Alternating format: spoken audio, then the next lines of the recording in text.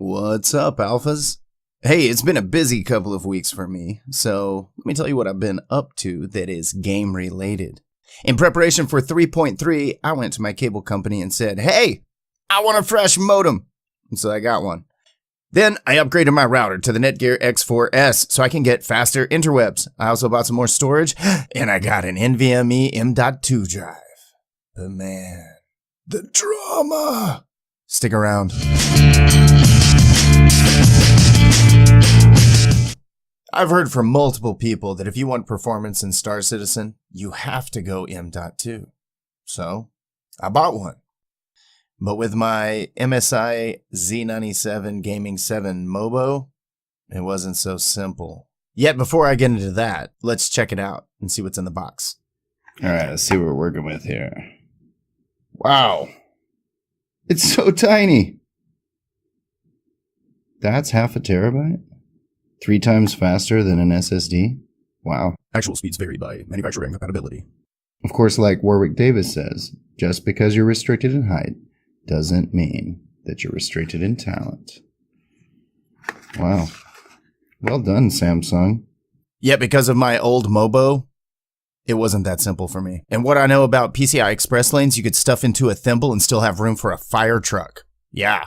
So I ripped apart my computer, researched and learned that I needed an adapter for PCI Express to be able to maximize the full speed of this. Because if I installed this like normal into the M.2 slot, it wouldn't be as fast as it could be. It would work, but for the maximum speed, I'm going to need to use this adapter. I thought I was done after that. Like, just put it in the adapter, dig around in the computer, pull out all the dust. Tell me about the dust bunnies, George.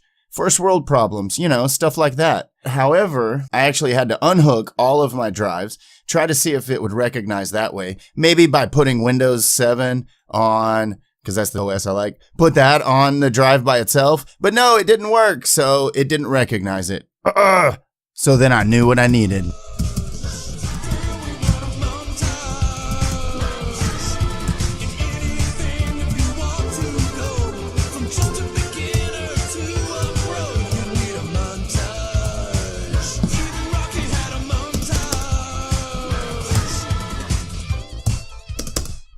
And the last step was to download the NVMe drivers for Windows 7 because it's like an old OS.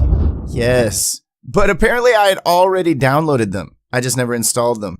Misstep cost me troubleshooting time. Son of a b****. I got it up and installed. And I went to the disk management to go check it out and see if it worked. Crossing fingers. So as a noob with no experience, the journey was fraught with challenges. But I figured it out. It just took, some nights and weekends and help from people in Discord.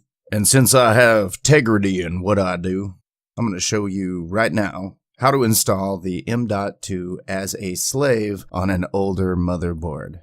So I'll put all the instructions right here for you in one place. Remember to throw me a like before you bounce off of the channel if this helps. Number 1, determine your basic compatibility of hardware. Like, does your rig support NVMe or just SATA M.2? Or what size M.2 is right for your board? Also, be sure that you're looking for the right key to fit your board's sockets. Otherwise, it's not going to fit. And you'll need to determine if you'll get more performance from using your M.2 slot or switching to a PCI Express 3.0 slot using an adapter, like an M.2 to PCI-e 3.0 adapter. Also, number 2, you're going to need to update your BIOS. So there might be a button in your BIOS. Otherwise, you might have to do like I did, where I had to get my new BIOS and download it to a flash drive and install it through mFlash. That's MSI. I also made a backup of my old BIOS just in case. Put that on a different flash drive. So number 3, you need to change from PCI Express 16X to PCIe 8X by 8X. So that way you can share the love. Then number 4, you need to install NVMe drivers for Windows 7. Or if you have, say, Windows 8 or above, you go into your BIOS and enable Windows 8 support. So I read. After all that's done and you've restarted your computer about 100 times, go to your Windows Start menu. Type in CMD into the search box, hit enter. That'll bring up your command prompt. From there, you'll type disk management. It's disk MGMT. Hit enter.